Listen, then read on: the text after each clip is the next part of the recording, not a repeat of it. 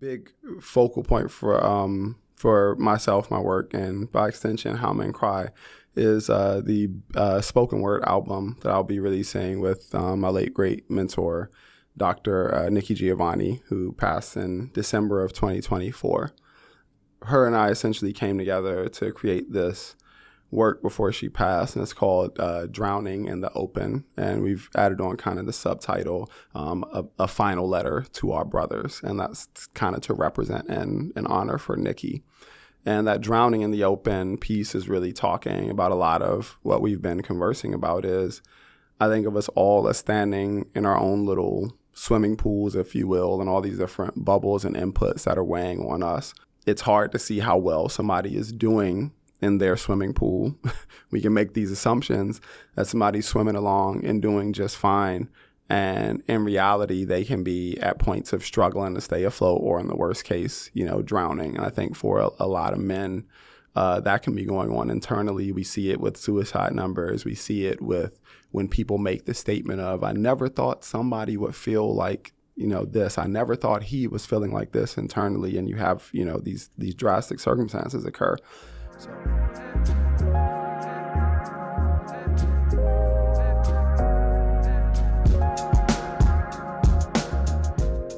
So really grateful to have you here. Excited for our conversation. Have a bunch of questions. Definitely want to start with building some origin story and motivation around How Men Cry. How did it come to be? Why is it important to you? And what keeps you going on that? Yeah, and glad to be here. Thank you, and appreciate the warm welcomes. How Men Cry kind of came from a place of difficulty, pain, and trauma, for lack of better words. We're just gonna come in hot. I was really at a point of burnout, depression, low mood, stuff that I dealt with for really long periods in life without ever really seeing anybody to talk about what was actually going on. Externally, I was successful at the time. I was performing hip hop with my band. We're, touring around, doing shows. I'm hopping off stage. It looks in this way of he's doing great, still holding down a job at the time, all of this stuff.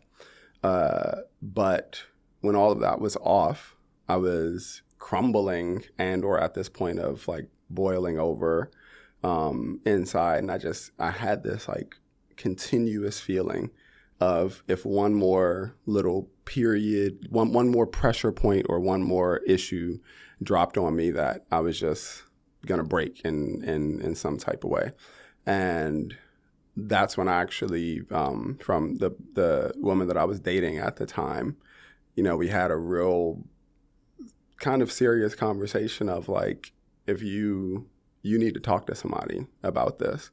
And so I made this agreement with her that I said, hey, if you find a therapist, then I'll call him.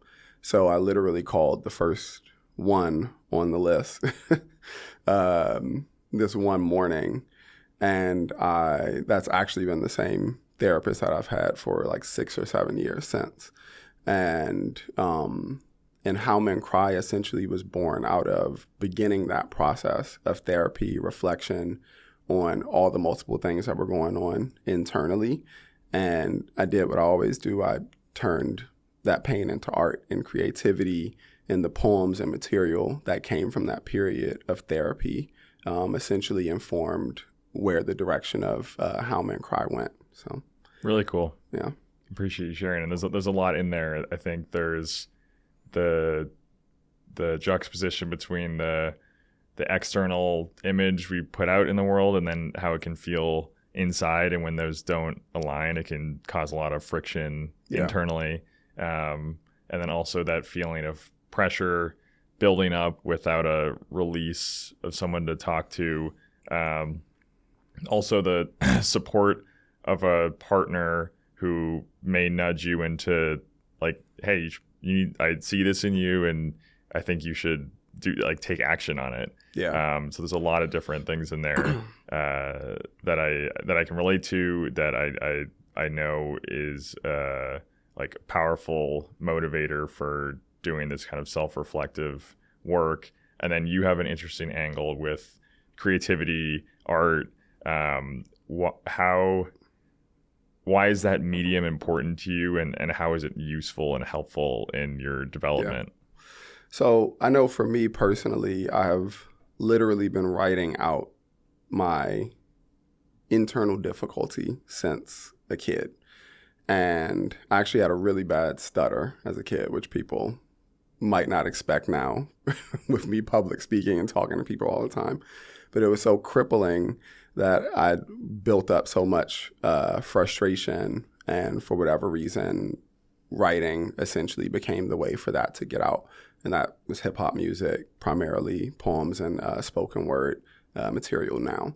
So for me personally, it's super important in that way. But when it comes to men's work in particular, or conveying messages to people, I storytell a lot within my spoken word pieces. And what I've come to find is if I just say to you, hey, go to therapy about this thing that you're dealing with, and you have no concept of what that process is like, or you don't have access or support to do it, that doesn't necessarily mean much. What I've found is it can be very effective to show and display the vulnerability and creative pathways, and especially for men where the conditioning has been so strong for us to not open up. That kind of cracking open of the door that I use with spoken word and art to just say, hey, this is what the experience has felt like, and this is a metaphor of drowning or being under pressure or whatever it is that you can actually take with you to convey what's going on internally is why I think it's so powerful.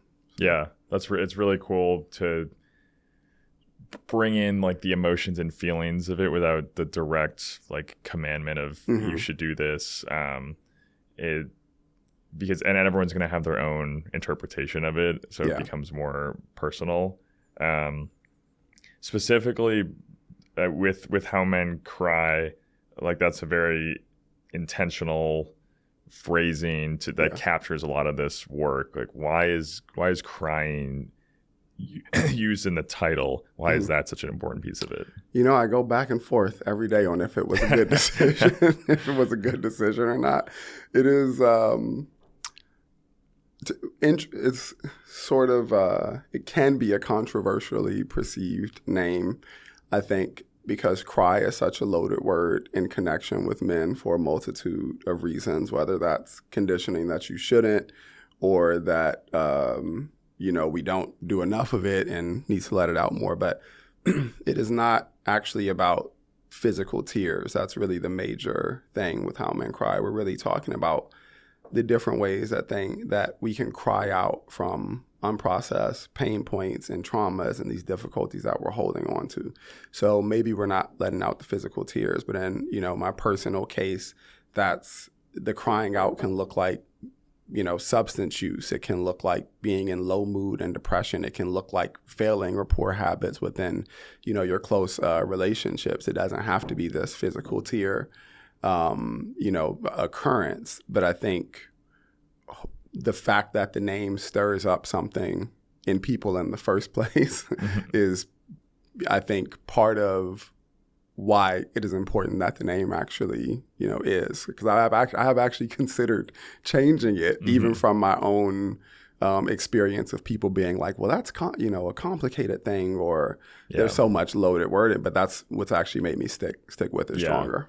Yeah, that's a helpful breakdown of all the different ways that you could be crying out or crying internally, crying externally. But I also do see it as a useful hook because it's so immediately understood. Yeah. And kind of that there's some emotional release or reflection in there. And I think it's helpful when, like, as you explained in greater detail, a lot of the men's work deals in so much nuance, and it's really hard to communicate all of that in a one-line title. So I think it's a useful hook as well. How much of it do you bring yourself to versus like bringing in, I don't know, resources or research or learnings? Like how much do you share? Like, this is my journey and just take what you want from it, or like, this is all out there. Here's what you can learn. Yeah, I would say it depends on what I'm doing, because I would say in a space, if it's a keynote or if it's something where I'm speaking with maybe a larger group, then I will share things like the spoken word material and pieces, and then data and stats of what's going on with men's work and just kind of general wellness things, which can be a great way to open up the door. Again, people witness the art. They have the conversations about it. I'll ask questions usually with the audience to have people journal and reflect and that type of thing. However, in smaller groups, if I'm running a retreat or if it's with coaching with guys, I actually take myself a little bit further out of it. I may share. I usually don't like spit a spoken word poem at 10 guys in a room or something, but I will try to find creative ways to ask questions, and it becomes almost all about inquiry and connection between those people in the room and less about myself. I try to take myself out of it as much as possible. So for instance, one of the major questions that I'll ask men is, who are you without your job title? Because we've been conditioned and told and sometimes celebrated or put down for our productivity. You know, what we do in the world is where your value comes from.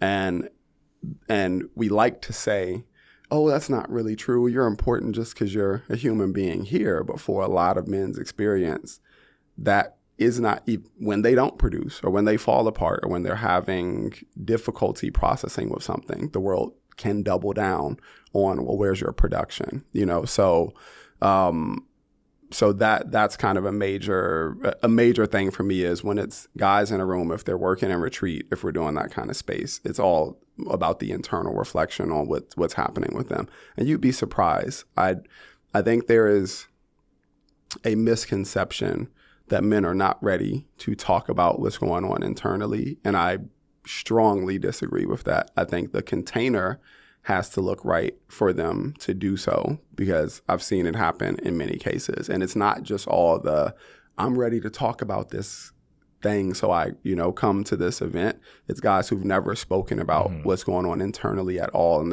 they'll say it as they're delivering things, but the container is made in a space where the judgment isn't there. They feel like they're welcome and they feel heard and seen. So. Yeah, I think that's an important point to make. And I've noticed that too in a lot of conversations that we've had in a container that's not even really a container, like out in Washington Square Park. Yeah. It's not even a container. It's with a foam board on an easel that says, come talk to us about mental health or what you think it means to be a man. And it's just, people aren't walking by thinking that they're going to have that conversation, but it's right under the surface. Yeah. And the sharing has been incredible. And I think, I agree. I think men are ready and not close to that kind of growth. Yeah. And if there's one more thing I can say on that too, I think when we talk about or have the feedback or the criticisms, which can be valid for how men need to show up better in the world, I don't think that's necessarily a problem. But just as much as we ask men to work on whatever it is internally to express themselves better, to learn how to be more intelligent emotionally, all these types of things, we also have to understand, like we as a society have to understand the context of that conditioning and how aggressive it is and how long men have had that within their life, number one. And then two, that there's pieces of some of that conditioning that can be useful, for lack of a better words, within the world of some of the, you need to be more disciplined in life or know how to do this or find ways to not necessarily be stoic, but to be balanced within the world. Like all of those things aren't necessarily like fundamentally horrible to do all the time.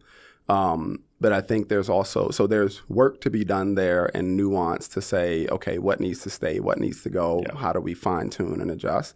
And then I think also there is a societal ask that we have to allow for that nuance, meet it with compassion when men are getting into those spaces to actually open up. Because what I come to find is guys may try to say, hey, this is the vulnerability that you asked for.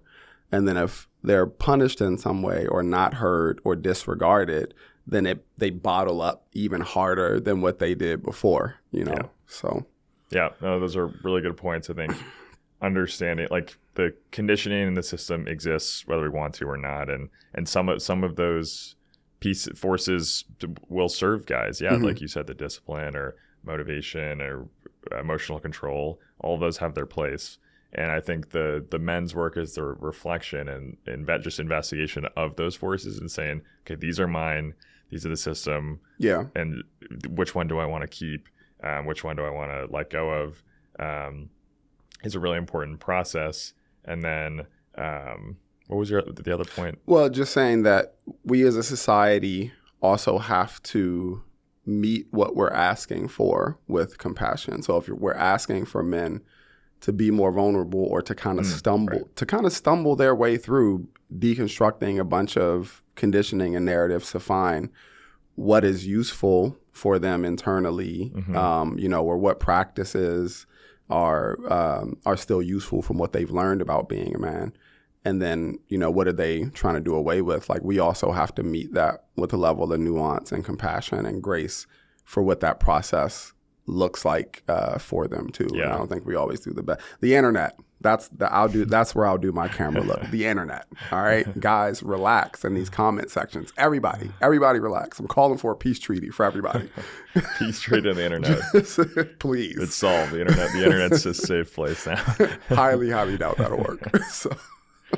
Yeah, and the vulnerability is powerful and tricky, and like you said, it takes a lot of strength being vulnerable, and it can go wrong, and it can get pushback or and get that bottle up feeling, and then you have to redouble the strength and knowing that, okay, this isn't a perfect practice, and it's finding the right person or the right space to be vulnerable with, and not just open up anything to everyone, because sometimes you will encounter more pain because you've exposed some piece of yourself, but it's always a worthwhile practice, and takes a lot of strength to not give up and continue finding the right people, the right places to do that, because it's important work to do, and not give up if a first try comes back hurtful. Yeah. And something that I try to articulate to folks is, if you are somebody who has had the time, the access, the support to go through a process of therapy, you are in such a small minority of people in the world, not just the U.S., not just your town, in the world. You had the insurance or the capital to pay for this.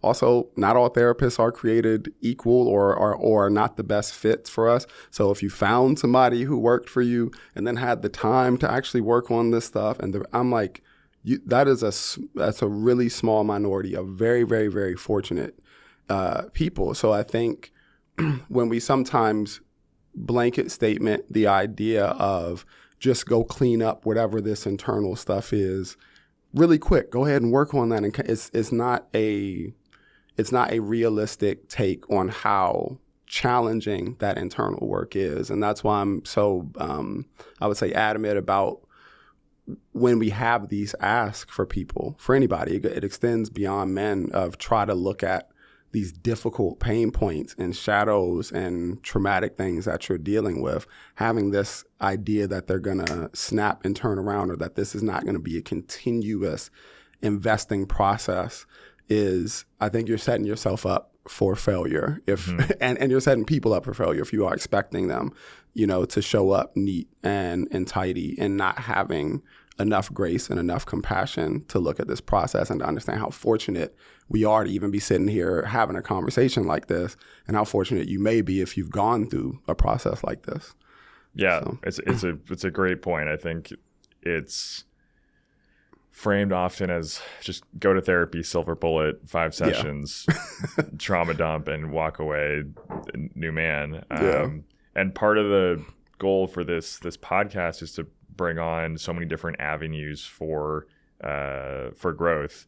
The walking, talking men, building community in your space. We had Dr. Brendan Hartman talk about like sports, free diving as like a meditative practice, creative outlets, poetry, spoken word.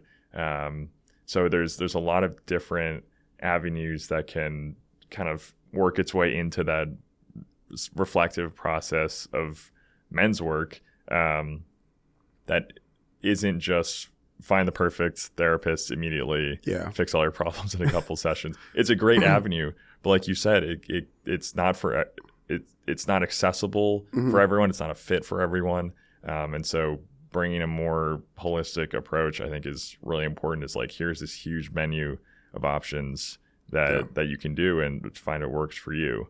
So I think it's a really great point. On poetry specifically, I want to talk about that a bit more. Not everyone may have been exposed to poetry.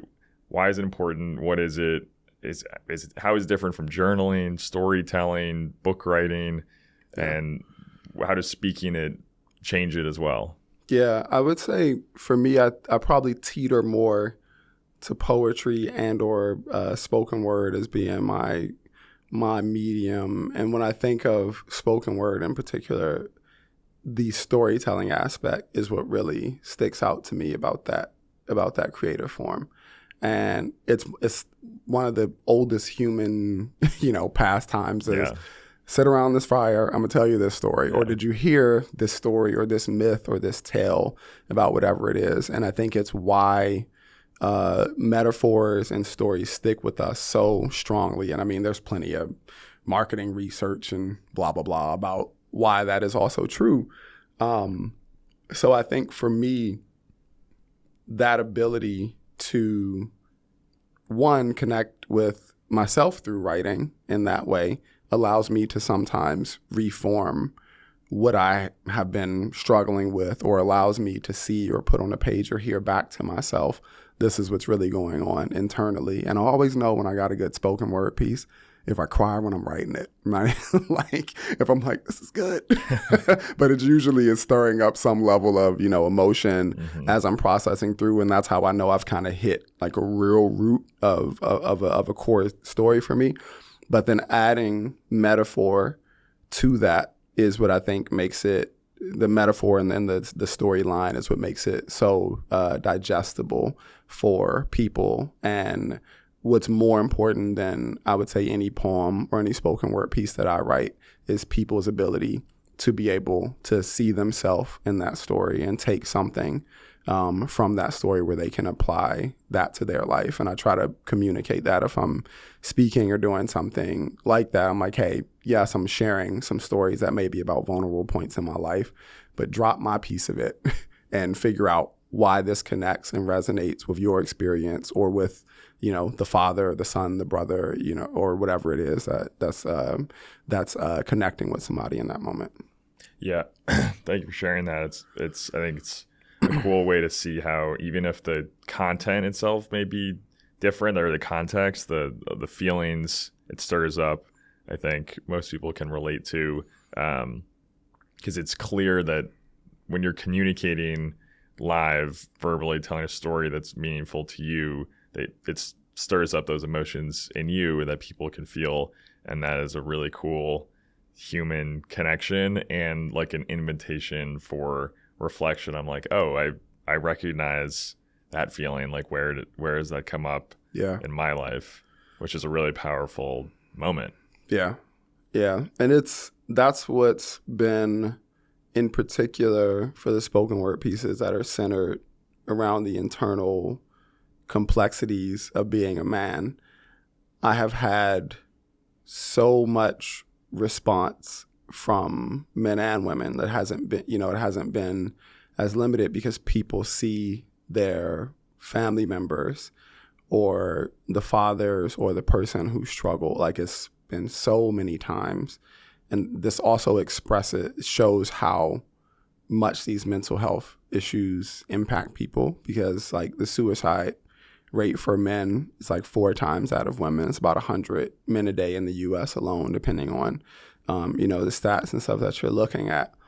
And I've heard the response of my father, died by suicide, my cousin, the brother-in-law, countless times. And people can see and hear and feel the story, and sometimes get provided, if not necessarily comfort around some of the grief, maybe just another level of trying to understand, which is why we, for How Men Cry, say it's helping men, like helping us to better understand ourselves. So it's helping men to better understand ourselves, to essentially like grow and heal, and then also helping the world better understand men, because the world has to evolve too. So. Yeah. And how, like, I'm hearing pieces of like community and connection in there. How has this work changed or bolstered like your own emotional support from like these connections you've made? Yeah. I would say that's an interesting question. I would say it's been great to see how many men are doing men's work, like related topics, and then connecting with them. Like we've spoken about a couple even before filming, of like, oh yeah, I know this person, oh that person. It's kind of like a small world.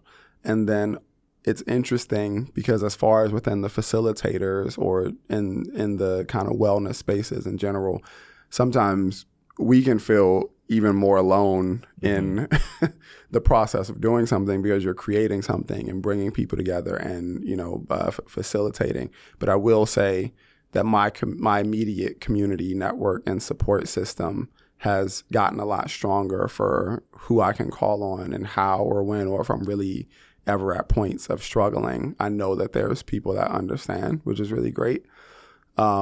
And then at the same time, I have to be careful enough to follow my own advice of I'm more, contrary to popular belief, introverted than what people may understand, as far as like when I kind of need to recharge or focus in on something.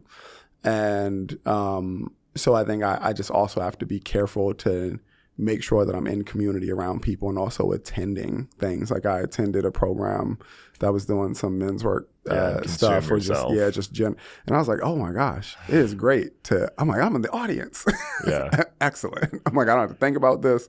And but that's one aspect of it. But I would say generally reflecting a lot more on overcoming family wounds or growing up wounds, other things, you really start to see the importance of having good support systems around you. And that's something that I've been very, very grateful to have. Yeah. I think you captured this work really well, because it is hard work, and the learning exposes more work. Yeah. And I think, like, I know that it's good work, and it's better than flying blind. Yeah. Because the hard work is growth and progress. Sometimes like, oh, I wish I could learn this in like 5 more years. Like, I just want some more time. Like, I don't need this lesson right now. Yeah. And it can come in waves, and a lot of it comes about in these conversations where it prompts a reflection and introspection about your own life. It's like, okay, we talk about these concepts, like how am I living this out in my life?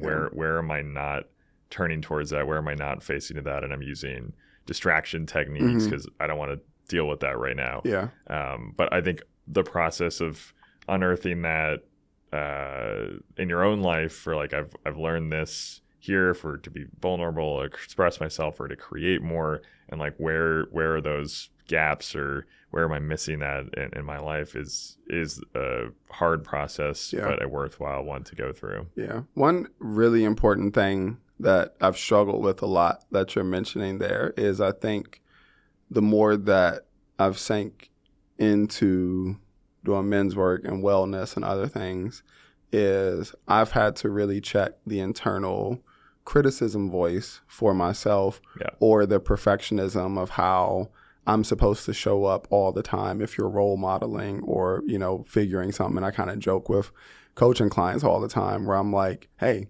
my life can be a mess right now. It's way easier to point out your stuff, right? Or to help you work through or process that.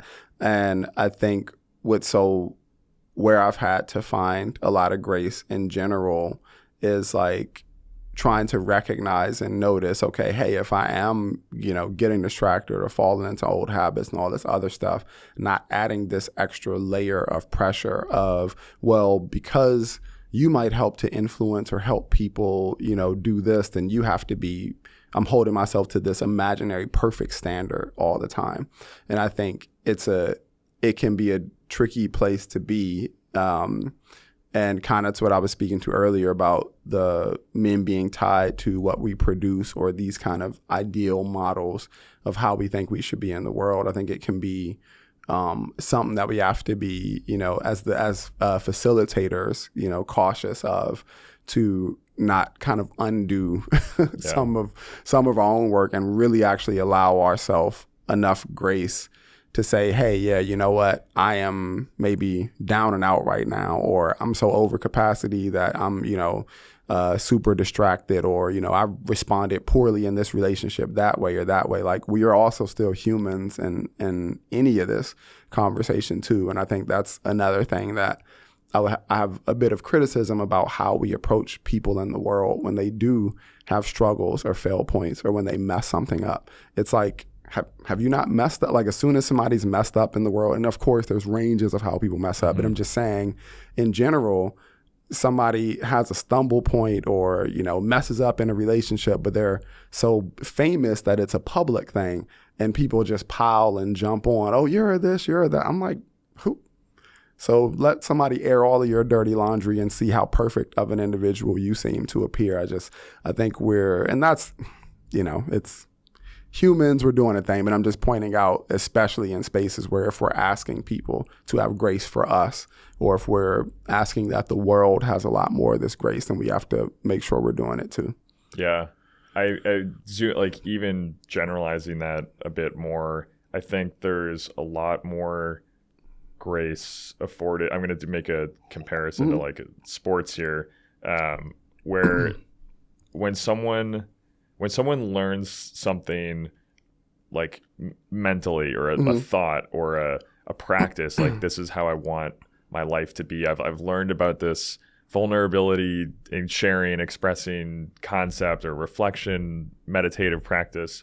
And so, like, now that I know about it, I'm going to live that. And it's assuming that because you know that you can practice it. Yeah. But if you apply that same concept of, like, I've learned about this, like, sprinting concept or this, like, a soccer player concept, and I'm just going to be that. We afford a lot of grace to, like, oh, you tried to make, like, professional league soccer, didn't work. But there's, like, an Olympic standard that we apply to, like, knowledge. Like, once you know it, you just know it, and then just go do it. But if you put the same thing on, like, a physical attribute, there's a lot of years of practice and training that can get you to that place, but there's a ton of work to get there, and it doesn't flick like a switch. And so I think that kind of framework of training and practice and allowing for big failures and even big public failures, people have grace for, well, not all the time, but like dropping the ball in the end zone, an easy catch. Like, people can understand, like, okay, there's a ton of pressure. He's a human being. Yeah. He dropped the ball. Our team lost. This whole city's pissed, but, like, we forgive our favorite player. But that kind of grace is often not afforded in the mental arena, because it's like, and even say, like, you learned your lesson. You did this 2 years ago. Yeah. You know this pattern. You've already done this. Yeah. There's less grace for those in that mental arena, that I think it would be a helpful, like, framework to apply there. Yeah. No, I think that's a brilliant metaphor with the kind of the learning of sports. I think that's I think it's brilliant. And I would say I think you're spot on when it comes to us needing to provide that extra bit of grace. And when we look at how trauma in general presents and the essentially mental pathways that we form from previous conditioning, from adverse childhood events, from all this other stuff, it's not that we're necessarily on autopilot, but so much of our responses to many things are relatively compulsive, instinctual, for lack of a better words. And again, it's not to forgive everybody's action in whatever type of way, but your body is trying to go to, this is what kept me safe in the past. That's what it's trying to do. You know, this is what kept me safe.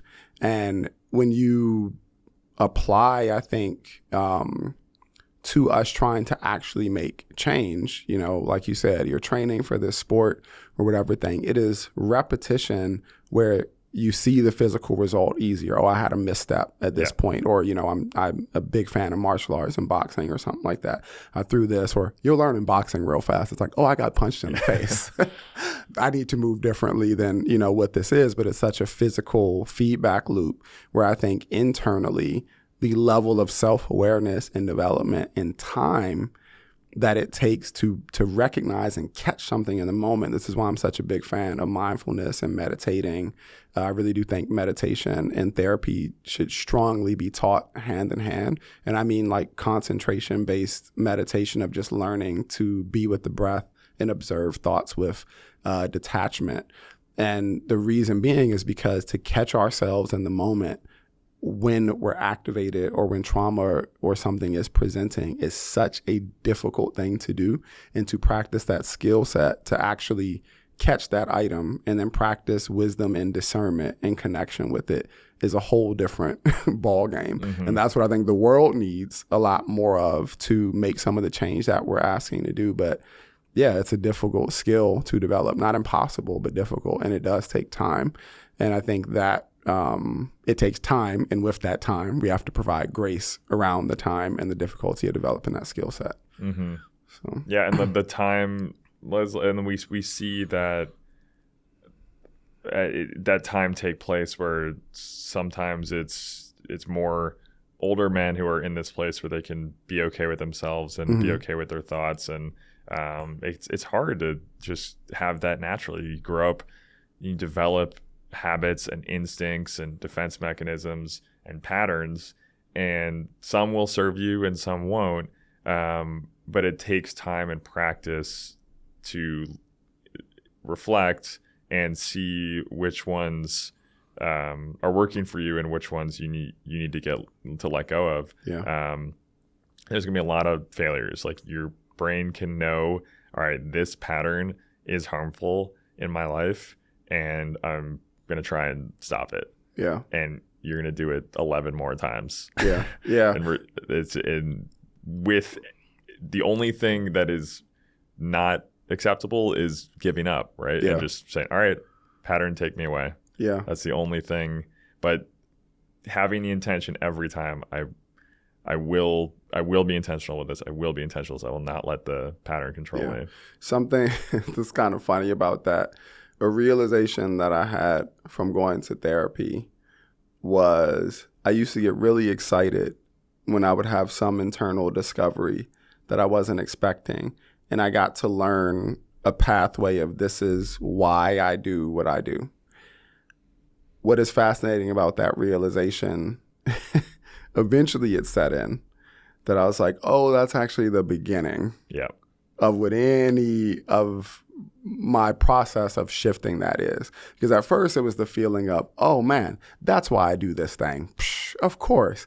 And then you realize the frustration of trying to break that cycle so often. Mm-hmm. And one thing that I could compare to something that most people don't know, I actually became like a stress and anxious like cigarette smoker, which is interesting because most people would never expect this thing. I don't even know if I even said this on public platforms before, but that's one of the substances I've quit And what I actually said with my therapist, I was hilarious, as I said, I said, I can't even enjoy this anymore. Because the whole time, if I'm, stressed, smoking, or some other random thing, that my mind is sitting here going, like, well, you shouldn't do that. This is bad. Well, this is bad. It's like, well, that's really just a trauma response, blah, blah, blah, blah. And this. So we actually had a good laugh I was like, I don't even have a comfortable vice anymore because now it's there's too much mindfulness and awareness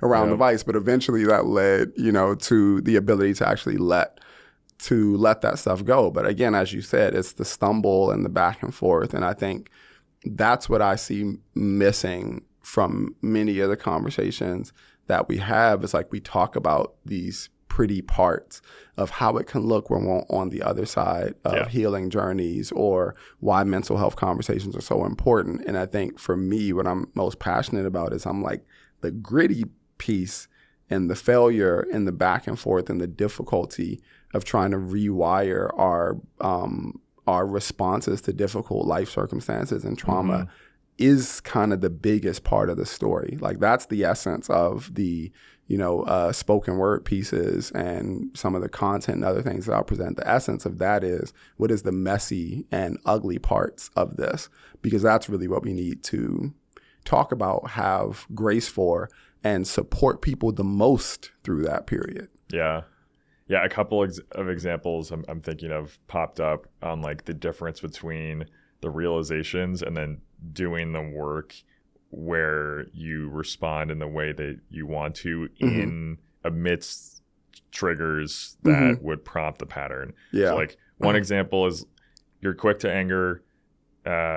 You've hurt the feelings of a friend you care about or a family member. You reflect, you don't feel good about that. Yeah. You set the intention, I don't want to do that again. I recognize this pattern of being quick to anger. There's that realization. It's like, oh, like I've hurt someone close to me and I want to be better. That's amazing. That's like, wow, like I can smooth this path of my life and make that better.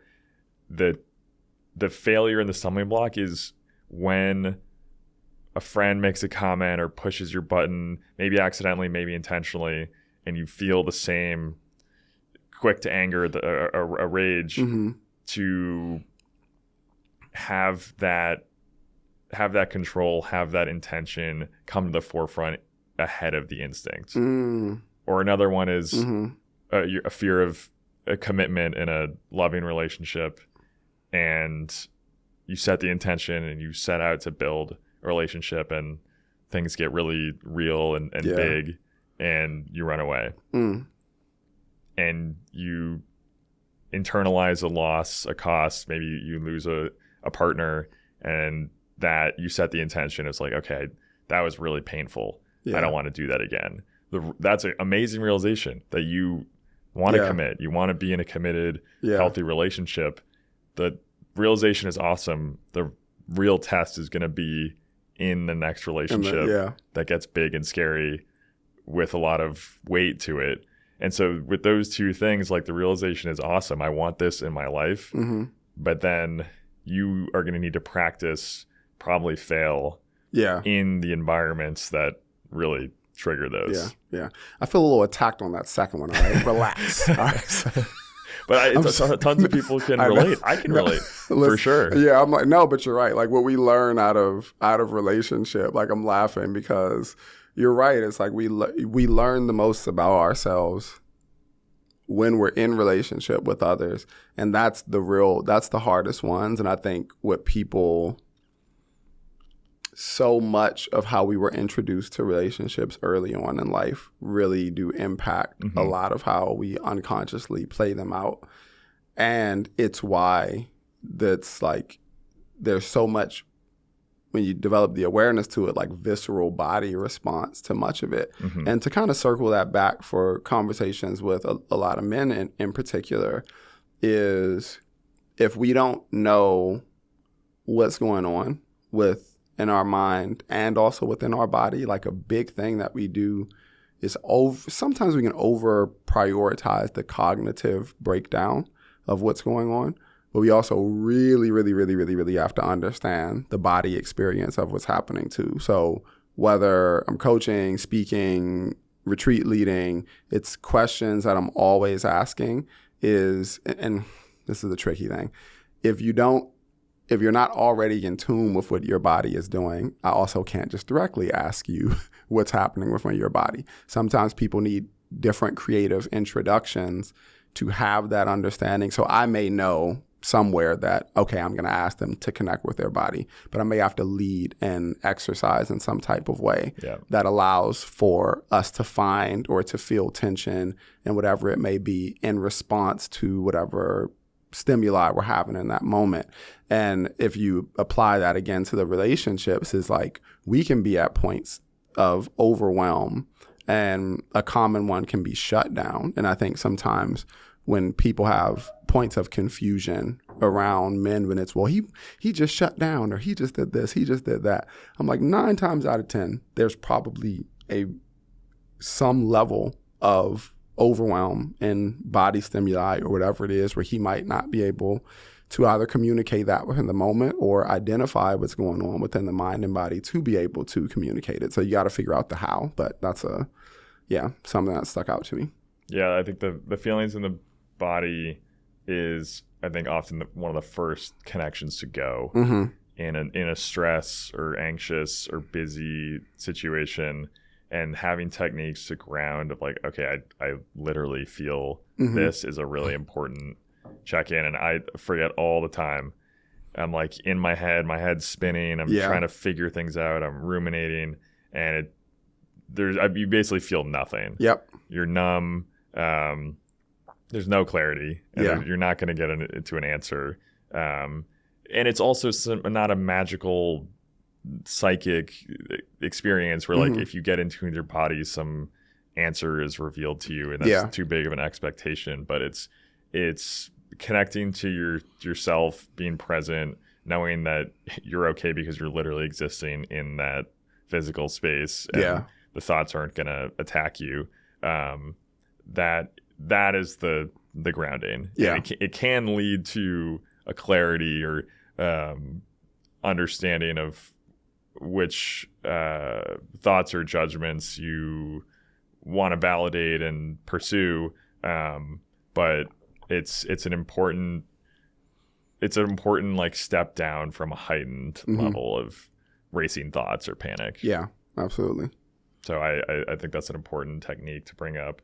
I want to zoom out a bit on to like what your goals are for yourself. Like, let's think to next year. What do you hope to work on with How Men Cry, maybe for the movement itself, or for like your work in it?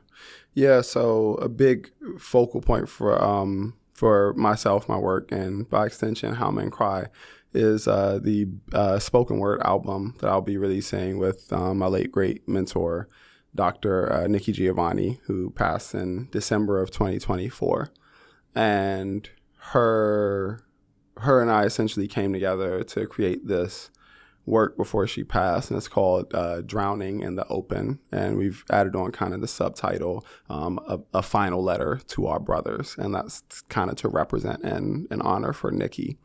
And that Drowning in the Open piece is really talking about a lot of what we've been conversing about. Is I think of us all as standing in our own little swimming pools, if you will, and all these different bubbles and inputs that are weighing on us are these pressures that sometimes we don't know what to do with. And it's hard to see how well somebody is doing in their swimming pool. We can make these assumptions that somebody's swimming along and doing just fine. And in reality, they can be at points of struggling to stay afloat, or in the worst case, drowning. And I think for a lot of men, that can be going on internally. We see it with suicide numbers. We see it with when people make the statement of, I never thought somebody would feel like, this. I never thought he was feeling like this internally. And you have, these drastic circumstances occur. So the album is meant to be a creative means to use the spoken word pieces. It's 5 spoken word pieces that we've like movie scored and basically movie music scored from them. So you really capture the feeling and emotion out of the project. And there's also a tribute to Nikki that's woven into it, as well as like kind of her and I like having complimentary poems throughout the project. So a lot of my focus is essentially going to be rolling that out and then rolling out the tools that support it. We're working out a tour as well to support it, and a digital course that's been built because I really wanted to provide men tools to actually utilize. So if the art brings up or kind of opens up the door to, oh, hey, I feel seen and heard because this metaphor of drowning made sense to me in this poem. What do I do with the information? So I made it's called a 5-day internal gym challenge course. And it's really like we work out every other parts of ourselves. Why not try to work out the mind? And essentially you can take a short study of each of the spoken word pieces on the project and have a series of like journal prompts, meditations, reflections that you can do over like a 5-day period. So the course is one, the album is one piece of things, and then have some supporting tools guys can utilize right away. Awesome. And then the idea is to take a lot of those concepts and ideas on the road for some touring as well with it. So nice. That's what I'm trying to be crazy. And most of that's actually done. The tour part is what we're still working out, but just doing a lot of that preparation. And I think I'm crazy enough to pull it off. So we'll see. Well, it's super exciting. And I will link everything you shared so that people can find you. A quick intro to Dr. Nikki Giovanni. Can you tell us about her a little bit? Yeah.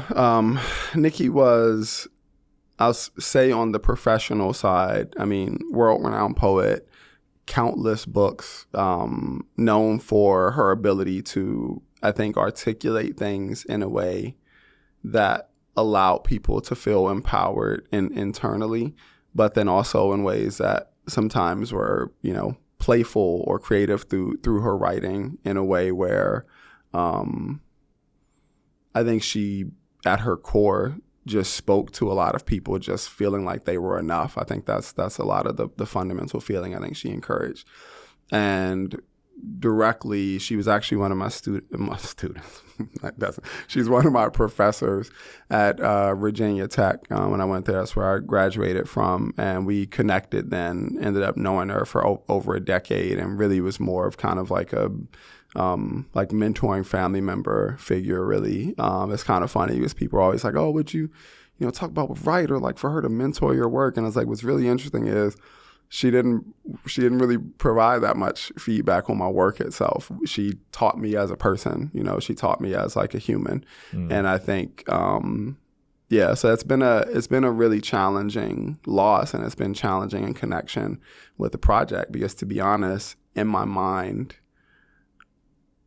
the way that I envisioned this is her and I would, be doing a thing, or like showing off or displaying and having these conversations about stuff. So it really took a lot. Like, it was kind of a big hit, honestly, at the time after she passed, to reform just all the feeling and emotion about even wanting to do it. I mean, I thought about not releasing. There's just so many layers to it, but something in me has said to just keep going with it. So. Well, I appreciate you sharing that, and really excited to see the work. Really grateful you push on through a challenging time to share with the world. So really excited for that. Really excited to see what you come up with.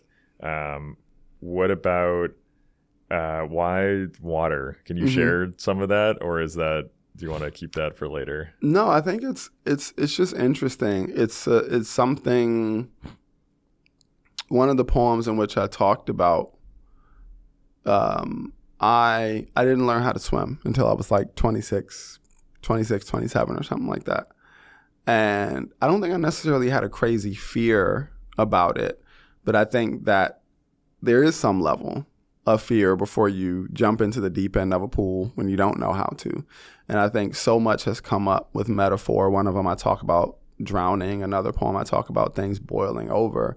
Is there's something in the metaphor of the dynamic nature of water and its connection to life and all of this stuff that I think has just continuously had some level of inspiring.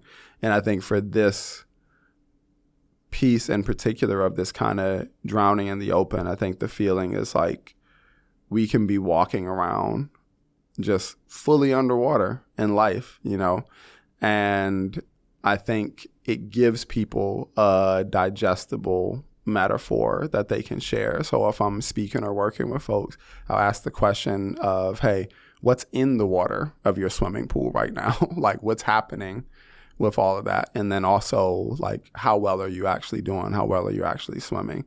And I think when you ask in those creative ways, it gives people a way to kind of open up a more textured response than, how you doing today, man? Yeah. You know? Yeah. Well, I appreciate you breaking that down. Anything else you want to share? We covered a ton. I'm really excited for your work upcoming. I'm really grateful that you're out there doing the work. Grateful that we have a chance to share it. Anything we didn't cover that you want to share? Messages, where people can find you? Yeah, I think that honestly we covered a lot. Did we fix it yet? Did we fix everything in the world yet? I think everything's fixed. We're fixed too. We're perfect. Yeah. No, I appreciate the question and kind of conversational nature of it all. I think what I would just say on that project and the important part, maybe as a whole of things, is it's been a community and team effort of a lot of people that loved Nikki as well too. A lot of her like family and friends and supporting folk have helped kind of bring to light or just add different nudges and connections to. So it really has been a community effort.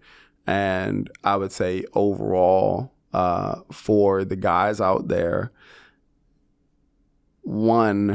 probably one of the biggest things that we're working on trying to do is having it be okay to say, I'm not okay in this moment. And I maybe would just want to reiterate to men in the world that you're not crazy for thinking that there's not always a whole bunch of resources for the experience that you're having. Because I think a way that we sometimes can set up guys for failure is to have this thought that even just finding the access to the support or the help is going to be right there for you. And I think even just extending or giving a little bit of permission of, yeah, we're working on it, right? Like that's part of what I'm trying to do. But I think it's worth at least acknowledging all of these resources might not be there, might not be as readily available as what, you know, people would hope it to be. And I think we have to acknowledge that a little more and provide a little grace around that piece. So that's what I would end it with. I think it's a good way to finish it. Well, for those listening, if something in here struck a chord, we'll link everything. Check out Jordan's work. Follow along with the journey. And really grateful to have you on and share with the audience. Yeah. And I'm sorry, and I did forget. So you can howmencry.com and then dxtrspits.com is my website. So that's Dxtr without the E's. And then type those things into the interwebs anywhere. Generally it'll pop up and find us. But I'm also a regular human, folk. Reach out and have conversations, or whether it's companies, individuals, whatever. I think the more space is possible to have these kind of conversations, the better. So agreed. Yeah. Well, that's why we're here. Successful conversation, and that's a wrap. Yeah. Awesome. Thank you.